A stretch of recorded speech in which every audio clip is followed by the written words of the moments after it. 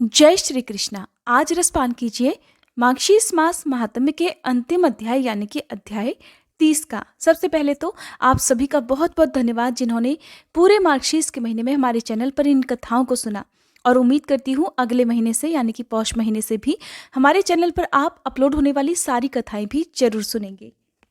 इससे पहले के अध्याय में आपने सुना था कि किस प्रकार भगवान कृष्ण अपने नंद बाबा को समझा रहे हैं कि बाबा आप ब्रिज में जाइए। उसके बाद जब नंद जी ने उनसे फिर से आग्रह किया कि एक बार वापस तो चलिए, तब भगवान कृष्ण कहने लगे कि तात कर्मफल भोग के अनुसार संयोग और उसी से वियोग भी होता है, और उसी से क्षण मात्र में दर्शन भी प्राप्त हो जाता है। भला उस कर्म भोग को कौन मिटा सकता है? पिताजी उद्धव गमनागमन का प्रयोजन बतलाएंगे। मैं उन्हें जल्दी ही भेजता हूँ, फिर उसके बाद आपको भी ये सब मालूम हो जाएगा। और फिर वे गोकुल में जाकर यशोदा जी, रोहिणी जी, गोपिकाओं, ग्वाल बालों और उस प्राण प्यारी राधिका को समझाएंगे। श्री कृष्ण इस प्रकार कह ही रहे थे कि वहां वसुदेव, देवकी, बलदेव, उद्धव और अक्रूर जी शीघ्र ही आ पहुंचे। वसुदेव जी कहने लगे, नंद जी आप तो बलवान ज्ञानी मेरे सद्बंधु और सखा हो, इसलिए मोह को त्याग दो और घर को प्रस्थान करो। ये श्री कृष्ण जैसे मेरा बालक है उसी तरह आपका भी है। मित्र, मथुरा नगरी गोकुल से ज्यादा दूर नहीं है, वो तो उसके दरवाजे के समान है।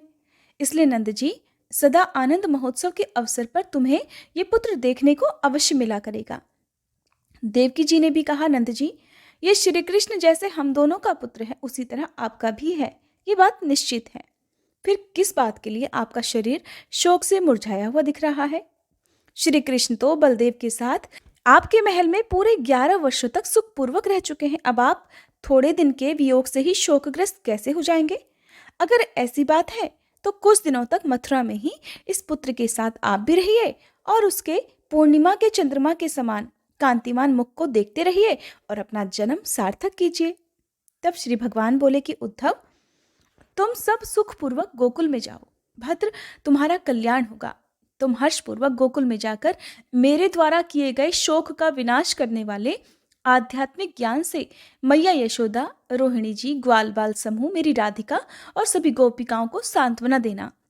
श्री नारायण कहते हैं, हे नारद जी, श्री कृष्ण की प्रेरणा से फिर उद्धव हर्षपूर्वक गणेश्वर को प्रणाम करके नारायण, शंभु, दुर्गा, लक्ष्मी जी और सरस्वती जी का स्मरण करते हुए गंगा और उस दिशा के स्वामी महेश्वर का ध्यान करके मंगल सूचक शकुनों को देखते हुए आगे बढ़े। उन्हें मार्ग में दुंदुभी और घंटे के शब्द, शंख ध्वनि, हरिनाम संकीर्तन और मंगल ध्वनि सुनाई पड़ी। इस प्रकार वे मार्ग में पति, पुत्रवती, साध्वी नारी, प्रज्वलित दीप, माला, दर्पण, जल से भरे हुए घाट, दही, लावा, फल, दुर्वांकुर, सफेद धान, चांदी, सोना, मधु, ब्राह्मणों के समूह, कृष्ण सार, मृग, सांड, घी, गजराज, नरेश्वर, श्वेत रंग के घोड़े, पताका, नेवला, नीलकंठ, श्वेत पुष्प और चंदन आदि कल्याणमय वस्तुओं को अर्थात शुभ सूचक वस्तुओं को देखते हुए वृंदावन नामक वन में जा पहुंचे। वहां उन्हें सामने ही भांडीर वट नामक वृक्ष दिख पड़ा, जिसका रंग लाल था और जो अविनाशी, कोमल, पुण्यदाता और अभीष्ट तीर्थ है। उसके बाद लाल रंग के गहनों से सजे हुए सुंदर वेशधारी बालकों को भी देखा, और वे अभी तक बाल कृष्ण का नाम ले लेकर दुखी हो रहे थे, शोकग्रस्त हो रहे थे। उन्हें आश्वासन देकर उद्धव जी आनंद पूर्वक नगर में प्रवेश करके कुछ दूर आगे चले गए। तब उन्हें वह नंद भवन दिखाई दिया जिसे विश्वकर्मा जी ने बनाया था। उसका निर्माण मणियों और रत्नों से हुआ था। नाना प्रकार की चित्रकारी दरवाजे की शोभा बढ़ा रही थी, जिसे देखकर उद्धव जी हर्षपूर्वक उसके भीतर प्रवेश कर गए। उसके आंगन में पहुंचकर तुरंत ही रथ से उतरकर धरती पर खड़े हो गए। उन्हें देखकर यशोदा जी और रोहिणी ने तुरंत ही उनका कुशल समाचार पूछा और आनंद मगन होकर उन्हें आसन, जल, गऊ और मधुपर्क आदि अर्पित किया। फिर वे पूछने लगी, उद्धव जी, नंद जी कहाँ हैं और बलराम श्री कृष्ण कहाँ हैं?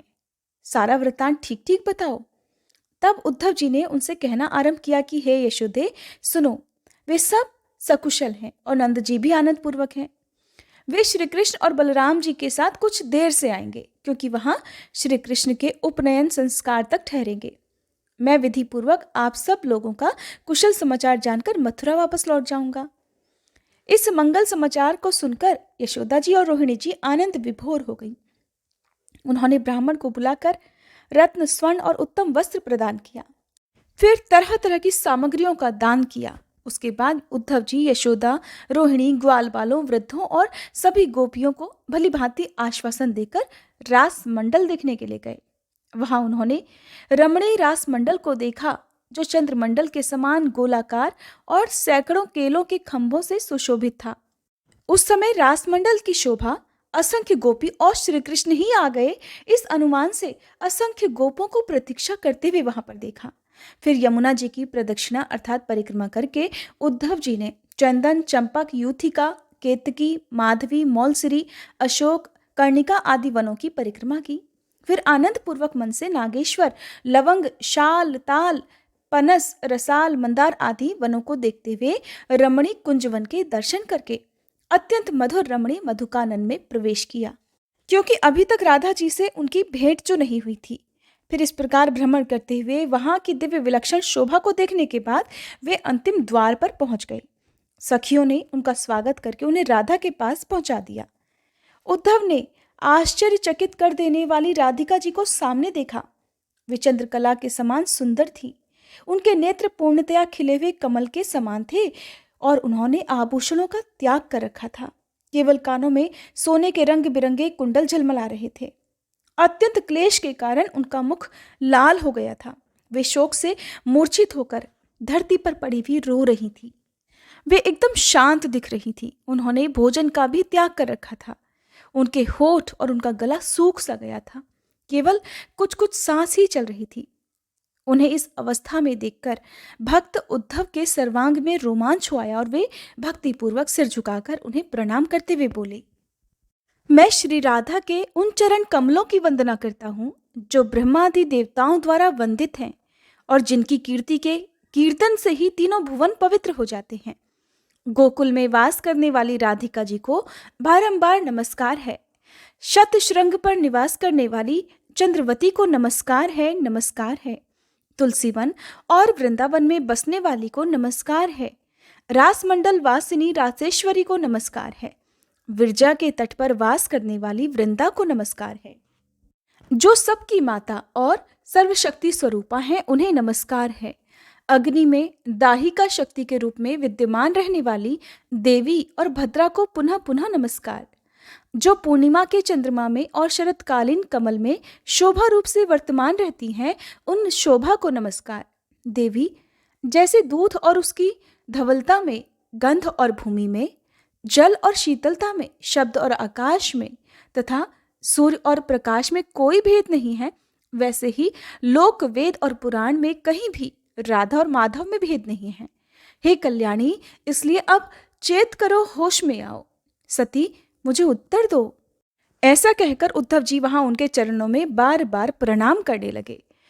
जो मनुष्य भक्ति पूर्वक इस उद्धवकृत स्तोत्र का पाठ करता है वह इस लोक में सुख भोग कर अंत में बैकुंठ लोक में जाता है। उसे बंधु वियोग और अत्यंत भयंकर रोग और शोक कभी नहीं होते। जिस स्त्री का पति परदेश गया होता है वह अपने पति से मिल जाती है और भार्या वियोगी अपनी पत्नी को पा लेता है। पुत्रहीन को पुत्र मिल जाते हैं, निर्धन को धन प्राप्त हो जाता है, भूमिहीन को भूमि मिल जाती है, प्रजाहीन प्रजा को पा लेता है, रोगी रोग मुक्त हो जाता है, बंधा हुआ बंधन से छूट जाता है, भयभीत मनुष्य भय से मुक्त हो जाता है, आपत्तिग्रस्त आपदा से मुक्ति पा लेता है और अस्पष्ट कीर्ति वाला उत्तम यशस्वी तथा मूर्ख पंडित हो जाता है। श्री नारायण कहते हैं, नारद, उद्धव जी द्वारा किए गए इस स्तवन को सुनकर राधिका जी को चेतना वापस लौट आई। तब वे विषादग्रस्त दुखग्रस्त होकर उद्धव जी को श्री कृष्ण के समान आकार वाला देखकर बोली कि वत्स, तुम्हारा क्या नाम है? किसने तुम्हें भेजा है? तुम कहाँ से आए हो और तुम्हारा यहाँ आने का क्या कारण है? ये सब मुझे बताओ। तुम्हारा सर्वांग श्री कृष्ण की आकृति से मिलता जुलता है, इसलिए मैं समझती हूँ कि तुम श्री कृष्ण के पार्षद हो। अब तुम बलदेव और श्री कृष्ण का कुशल समाचार भी मुझे बताओ। साथ ही ये भी बताओ कि नंद जी वहां किस कारण से रुके हुए हैं। क्या श्री कृष्ण इस रमणीय वृंदावन में फिर आएंगे? और क्या मैं उनकी पूर्णिमा के चंद्रमा के समान सुंदर मुख का फिर से दर्शन कर पाऊंगी? रास मंडल में उनके साथ पुनः रास रचा पाऊंगी? क्या सखियों के साथ फिर से जल विहार हो सकेगा? और क्या श्री नंद नंदन के शरीर में मैं पुनः चंदन लगा पाऊंगी? उद्धव जी बोले, सुमुखी, मैं क्षत्रिय हूं और मेरा नाम उद्धव है। आपका शुभ समाचार जानने के लिए ही परमात्मा श्री कृष्ण ने मुझे भेजा है, इसीलिए मैं आपके पास आया हूं। मैं श्री हरि का पार्षद हूं और इस समय श्री कृष्ण, बलदेव जी और नंद जी कुशल से हैं। तब राधिका जी ने कहा, उद्धव, इस समय भी यमुना तट वही है, सुगंधित मलय पवन भी वही है, उनके केली कदम्बों का मूल भी वही है, उनका अभीष्ट पुण्यमय रमणी वृंदावन भी वही विद्यमान है। रास मंडल में रत्न प्रदीप अभी भी जलते हैं, उत्तम मणियों का बना हुआ रति मंदिर भी है, गोपांगनाओं का समूह भी आज भी विद्यमान है, पूर्णिमा का चंद्रमा भी सुशोभित हो रहा है और सुगंधित पुष्पों द्वारा रचित चंदन चर्चित शैया भी है। रति भोग के योग्य कपूर आदि से सुवासित पान का बीड़ा, सुगंधित मालती की मालाएं, श्वेत चंवर, दर्पण जिसमें मोती और मणि जड़े हुए हैं, ऐसे हीरे के मनोहर हार, अनेकों रमणीय उपकानन, सुंदर क्रीड़ा सरोवर, सुगंधित पुष्पों की वाटिका, कमलों की मनोहर पंक्ति आदि सभी वैभव विद्यमान है। ये सब हैं, परंतु मेरे प्राणनाथ कहाँ हैं? हा कृष्ण, हा रमानाथ, हा मेरे प्राण वल्लभ, आप कहाँ हो? बुझदासी से कौन सा अपराध हो गया है? हुआ ही होगा, क्योंकि ये दासी तो पग पग पर अपराध ही करने वाली है। ऐसा कहकर राधिका जी पुनः मूर्छित हो गईं। तब उद्धव जी ने उन्हें पुनः चेतना दिलाई। उनकी उस दशा को देखकर क्षत्रिय श्रेष्ठ उद्धव जी को बड़ा आश्चर्य हुआ। उस समय 7 सखियां लगातार श्री राधा पर श्वेत चंवर डुला रही थी और असंख्य गोपियां तरह तरह से उनकी सेवा में लगी हुई थी। उनको इस अवस्था में पहुंची हुई देखकर उद्धव जी डरे हुए की तरह फिर से विनयपूर्वक कानों को अमृत के समान लगने वाले परम प्रिय वचन बोलने लगे। देवी, मैं समझ गया, आप देवांगनाओं की अधीश्वरी, परम कोमल सिद्ध योगिनी, सर्वशक्ति स्वरूपा, मूल प्रकृति और गोलोक की सुंदरी हो। श्री दामा के श्राप से आप भूतल पर अवतरित हुई हो। देवी, आप श्री कृष्ण की प्राण प्रिया और उनके वक्ष स्थल पर निवास करने वाली हो। मैं हृदय को स्निग्ध करने वाली अभीष्ट शुभ वार्ता का वर्णन करता हूँ, आप उसे अपनी सखियों के साथ सुस्थिर चित्त से सुनो।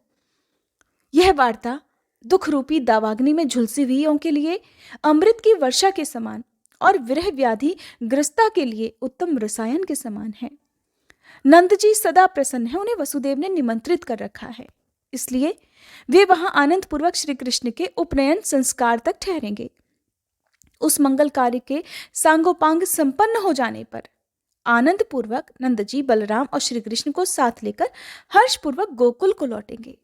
उस समय श्री कृष्ण आकर प्रसन्नता के साथ पुनः अपनी माता को प्रणाम करेंगे और रात में हर्षपूर्वक इस पुण्यमय वृंदावन में पधारेंगे।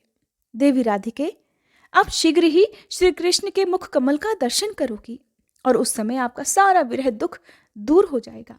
इसलिए माते, आप अपने मन को स्थिर करो और इस अत्यंत दारुण दुख को त्याग दो।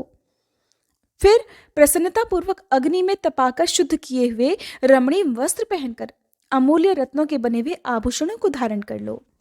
मुने ऐसा कहकर तथा ब्रह्मादि देवताओं द्वारा वंदित उनके चरण कमलों को प्रणाम करके उद्धव जी मौन हो गए। उद्धव जी के मधुर वचनों को सुनते ही सती राधिका के मुख पर मुस्कुराहट छा गई और उन्होंने उद्धव जी को अमूल्य दिव्य वस्त्र, आभूषण, रत्न, हार, भोजन, जल, तांबूल आदि देकर आशीर्वाद दिया। अब श्री राधिका ने उन्हें आसन पर विराजमान करके उनकी पूजा की और फिर बोली, उद्धव, कपट रहित होकर सच सच बताओ, क्या सचमुच श्री कृष्ण आएंगे? आप भय छोड़कर ठीक ठीक कहना और इस उत्तम सभा में केवल सत्य ही बोलना। 100 कुएं से एक बावड़ी श्रेष्ठ है, 100 बावड़ियों में से एक यज्ञ श्रेष्ठ है, 100 यज्ञों से एक पुत्र श्रेष्ठ है और 100 पुत्रों से बढ़कर सत्य है। सत्य से बढ़कर दूसरा धर्म नहीं है और झूठ से बढ़कर दूसरा कोई पाप नहीं है। नहीं सत्यात परो धर्मो ना नरतात पातकम परम। उद्धव जी कहने लगे, सुंदरी, सचमुच ही श्री कृष्ण आएंगे और आप उनका दर्शन भी करोगी, ये बिल्कुल सत्य है। उस समय श्री कृष्ण के चंद्रमुख का दर्शन करके निश्चय ही आपका ये दुख, आपका ये शोक दूर हो जाएगा। महाभागे, आपका विरह ताप तो मेरे दर्शन से ही नष्ट हो गया। अब इस दुस्तर चिंता को छोड़ो और नाना प्रकार के भोग जनित सुख का उपभोग करो। मैं मथुरा जाकर श्री कृष्ण को समझा बुझाकर यहाँ वापस भेजूंगा। वे अन्य सभी कार्य पूर्ण करेंगे। माते, अब मुझे विदा दो। मैं श्री कृष्ण के पास जाऊंगा और सारा वृतांत यथोचित रूप से उन्हें सुनाऊंगा। तब श्री राधिका जी बोली, वत्स, जब आप परम मनोहर मथुरापुरी को जा ही रहे हो तो कुछ समय और ठहरो और स्थिरता पूर्वक मेरे पास बैठो। जरा मेरी कुछ दुख कहानी तो सुनते जाओ। राधिका जी को हर उस व्यक्ति से, हर उस गोप बाल से, हर उस गोपी से बात करना अच्छा लगता था जो केवल कृष्ण की ही बात किया करती थी। तब वे उद्धव जी से कहने लगी कि बेटा, विरह ताप से कातर हुई मुझको तुम भूल मत जाना। आप निश्चय ही मेरे प्रेतम को भेजोगे, इसी से मैं आपसे कुछ कह रही हूं। नहीं तो स्त्रियों के मन की बात भला कौन विद्वान जान सकता है। विद्वान तो शास्त्रानुसार कुछ अलग ही निरूपण कर सकता है। जब वेद उसका वर्णन करने में समर्थ नहीं है, तब शास्त्र बेचारे क्या कर सकते हैं। परंतु पुत्र, आप जाकर श्री कृष्ण से मेरी बात कहोगे, इसीलिए मैं सब कुछ बतला रही हूं। अब देखिए राधिका जी उद्धव जी से क्या संदेशा भिजवा रही हैं। कहती हैं कि उद्धव, जाकर श्री कृष्ण से कहना कि मुझे घर में और वन में कोई भेद नहीं नजर आता। मेरे लिए जैसे पशु आदि हैं, वैसे ही मनुष्य भी हैं। क्या जल है, क्या स्थल है, मैं ये भी नहीं समझ पाती। आपसे दूर होने के बाद तो मुझे दिन रात का भी ज्ञान नहीं रहता। न मैं अपने आप को और सूर्य चंद्रमा के उदय को ही जान पाती हूँ। इस समय श्री कृष्ण का समाचार पाकर क्षण भर के लिए ही सही मुझे चेतना आ गई है। अब मैं श्री कृष्ण के स्वरूप का दर्शन भी कर रही हूँ, उनकी मुरली की ध्वनि सुन रही हूँ और कुल लज्जा और भय का त्याग करके श्री कृष्ण के चरणों का ध्यान कर रही हूँ। जो समस्त लोकों के ईश्वर और प्रकृति से परे हैं, उन श्री कृष्ण को पाकर भी माया के वशीभूत होने के कारण उनको गोपपति समझकर मैं यथार्थ रूप से जान नहीं सकी। वेद और ब्रह्मा आदि देवता जिनके चरण कमलों का ध्यान करते रहते हैं, उन्हीं की मैंने क्रोध में भरकर भर्त्सना कर दी थी कि ये मेरा बर्ताव मेरे हृदय में कांटे की तरह चुभ रहा है। उद्धव जी, उनके चरण कमलों की सेवाओं में, गुण कीर्तन में, उनकी भक्ति में, ध्यान अथवा पूजा में जो क्षण बीतता है, उसी में सारा मंगल, आनंद और जीवन स्थित है। और उनसे दूर हो जाने पर सदा हृदय में दुख और विघ्न होता है। अब मेरी पुनः उस प्रकार की अभीष्ट क्रीड़ा कभी नहीं होगी। ना वैसा प्रेम सौभाग्य होगा और ना कभी निर्जन स्थान में समागम ही होगा। उद्धव, अब मैं उनके साथ वृंदावन नहीं जाऊंगी। नंद नंदन के वक्ष स्थल पर चंदन नहीं लगाऊंगी, ना उन्हें माला पहनाऊंगी और ना उनके मुख कमल की ओर देखूंगी। ना पुनः मालती, केतकी और चंपक के काननों में और सुंदर रास मंडल में ही जाऊंगी। उद्धव जी को बताते बताते राधा जी फिर से श्री कृष्ण को याद करके शोकग्रस्त हो रही हैं। वो कहती हैं, उद्धव जी, वसंत ऋतु में खिली हुई वह सुंदरी माधवी लता कहाँ है? वो वसंत की रात कहाँ चली गई? वसंत ऋतु कहाँ चला गया? और हाय, वे माधव श्री कृष्ण भी कहाँ चले गए? ऐसा कहकर राधा जी श्री कृष्ण के चरण कमलों का ध्यान करने लगी। उनके शरीर में रोमांच हो आया और वे रोती हुई फिर से मूर्छित हो गईं। श्री नारायण भगवान कहते हैं, मुने, राधिका जी को मूर्छित देखकर उद्धव को महान विस्मय और भय हुआ।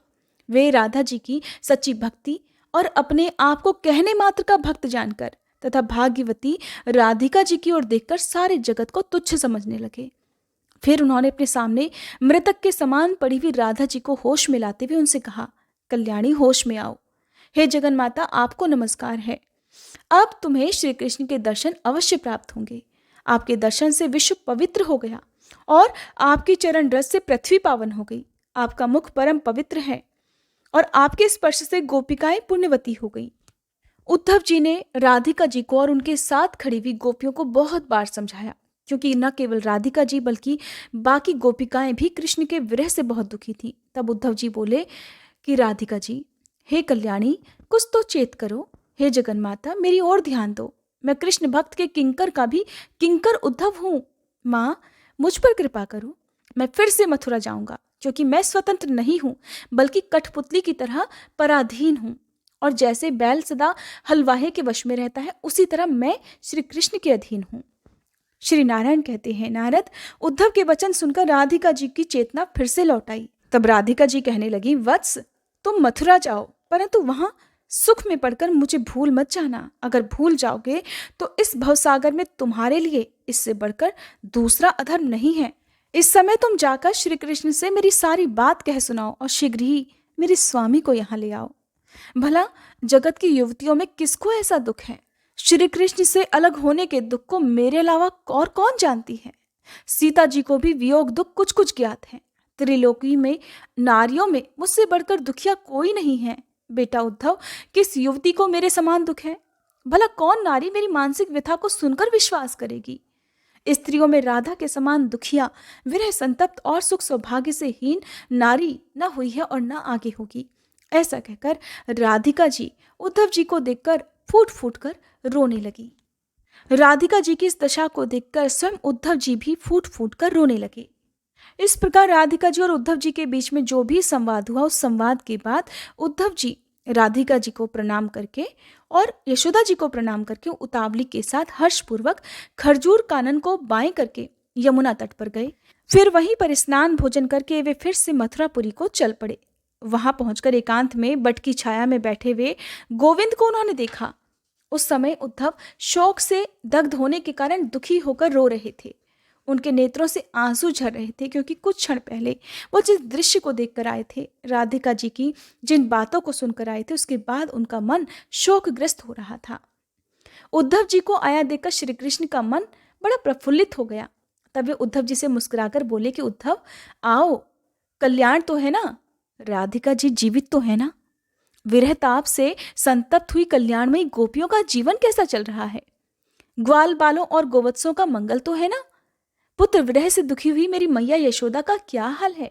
बंधो, ये ठीक ठीक बतलाओ कि तुम्हें देखकर मेरी माता ने क्या कहा, तुमने उसे क्या उत्तर दिया और उसने मेरे लिए क्या कहा है?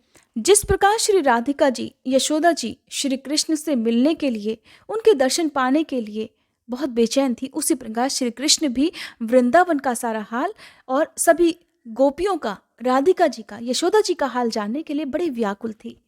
फिर उद्धव जी ने आंखों देखा सारा हाल कह सुनाया। उन्होंने उस संदेश को जो राधिका जी ने उन्हें दिया था वो भी कह सुनाया। यशोदा जी के सारे मन के हाल को श्री कृष्ण के सामने उन्होंने ज्यों का त्यों वर्णन कर दिया, जिसे सुनकर श्री कृष्ण कभी मुस्कुराते तो कभी दुख से ग्रस्त हो जाते। भगवान तो अवतरित ही होते हैं अपने भक्तों के कष्ट को दूर करने के लिए, उनका कल्याण करने के लिए, और जिस उद्देश्य के लिए भगवान श्री कृष्ण का जन्म हुआ था, अब वे उस उद्देश्य को पूरा करना चाहते थे। वे अपने कर्तव्य को पूरा करना चाहते थे। इसी कारण उन्हें मथुरा में कुछ समय लग गया।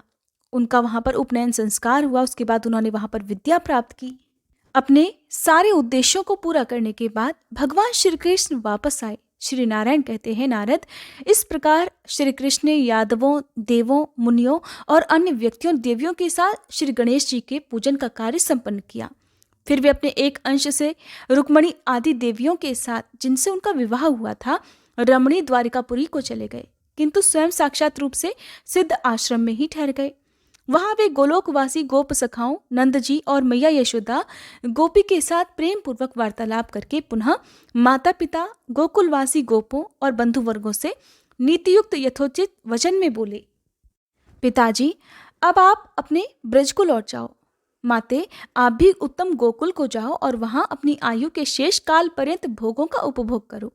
ऐसा कहकर भगवान कृष्ण माता पिता की आज्ञा लेकर राधिका जी के स्थान को चले गए और नंद जी गोकुल को प्रस्थान कर गए।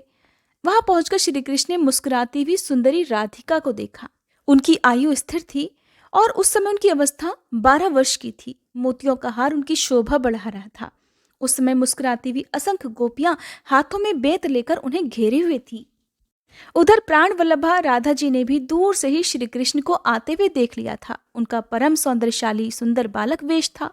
वे मंद मंद मुस्कुरा रहे थे और इस प्रकार राधिका जी और श्री कृष्ण का पुनः मिलन हुआ।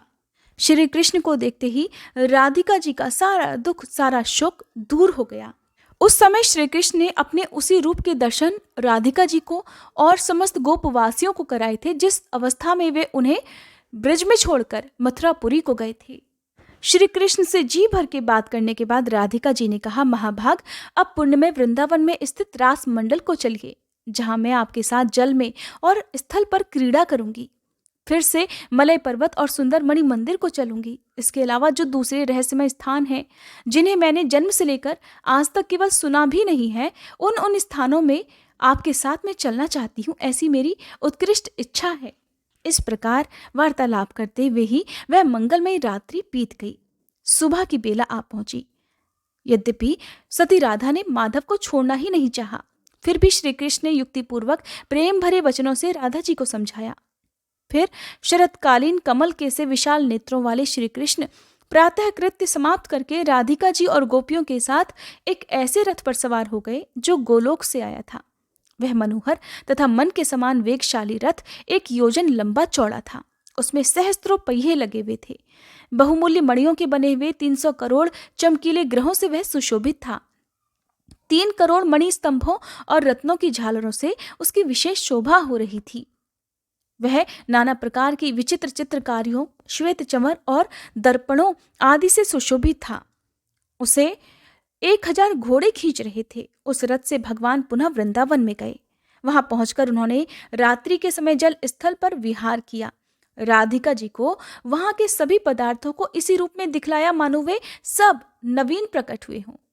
फिर से सुंदर श्रृंगार करके वनों और उपवनों में, सुरसन, महेंद्र और नंदवन में, सुमेरु की चोटी और रमणी गंधमादन पर्वत पर, तरह तरह की हर उस जगह पर वे विचरते रहे जहां उन्होंने पहले कभी तरुणावस्था में विहार किया था।